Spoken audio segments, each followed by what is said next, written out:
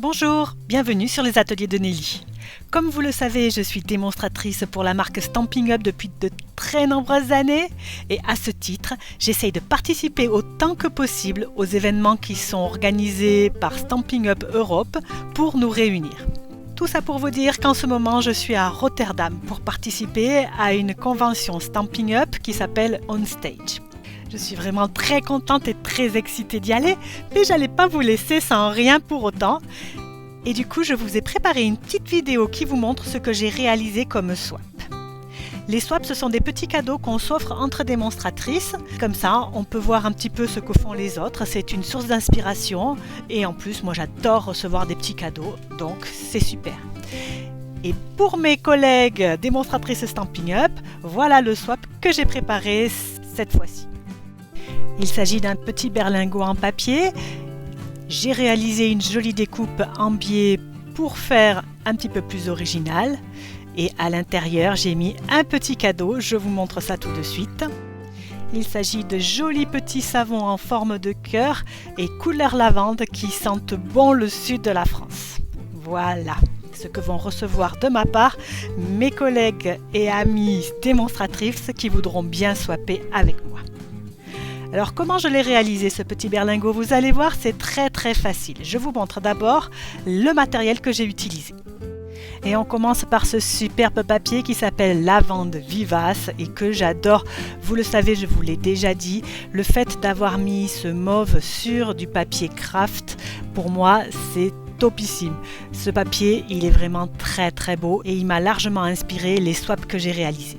J'ai également utilisé le set de tampons et le set de die qui sont coordonnés avec cette collection et qui s'appelle Painted Lavender.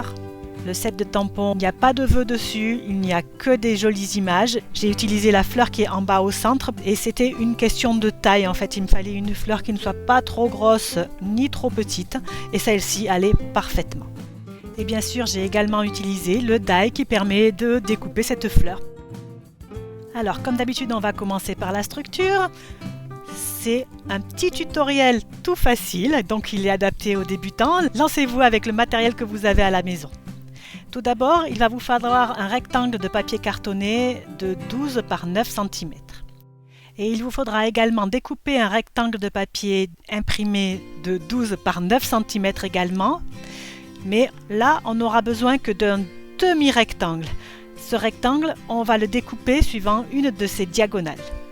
Voilà, donc un rectangle de papier cartonné 9 x 12, un rectangle de papier imprimé 9 x 12, vous le découpez en sa diagonale et vous en gardez un seul. Et ce triangle, on va le coller sur notre base. Voilà. Pour ceux qui se poseraient la question, la couleur de fond, c'est lagon lointain. Elle se marie parfaitement avec notre papier imprimé et elle tranche un petit peu. Moi qui aime les contrastes, ça va parfaitement.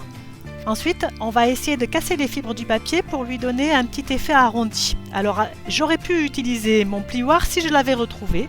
Je ne sais pas ce que j'en ai fait. C'est d'autant plus bizarre que j'en ai deux, justement pour toujours en avoir un sous la main. Et que là, je n'ai pas été capable de trouver ni l'un ni l'autre. Je m'occuperai de ranger un petit peu le bureau qui me sert de table de scrap dès que je serai revenu de Rotterdam.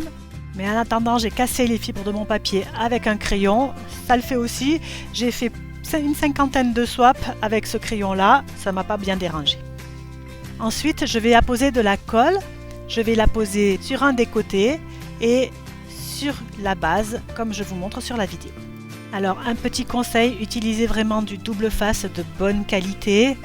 J'ai pas essayé avec du double face de médiocre qualité, mais quand je vois comment le pliage tire sur les bordures, je me dis que heureusement, ne tentez pas le diable, mettez vraiment quelque chose qui colle très bien. Ensuite, je vais enlever l'opercule de mon double face et je vais d'abord coller le cylindre. Alors comme vous avez deux papiers qui se chevauchent, forcément c'est un petit peu minutieux, mais comme on a pris la peine de briser les fibres du papier, ça va quand même assez bien. Et ensuite, sur la base du bas, j'aplatis pour pouvoir avoir la base de mon berlingot.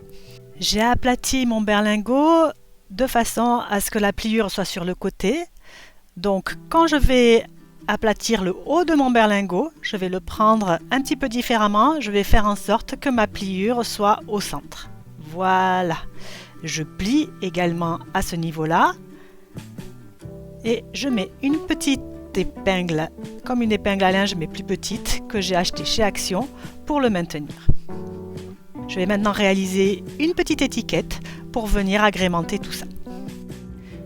Et pour réaliser cette petite étiquette, je vais commencer par tamponner le petit bouquet.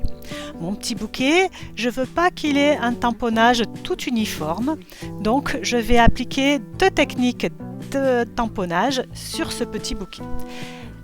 La première technique, c'est que je vais partiellement tamponner la partie verte sur le bas du bouquet. Ça, c'est pour faire les tiges.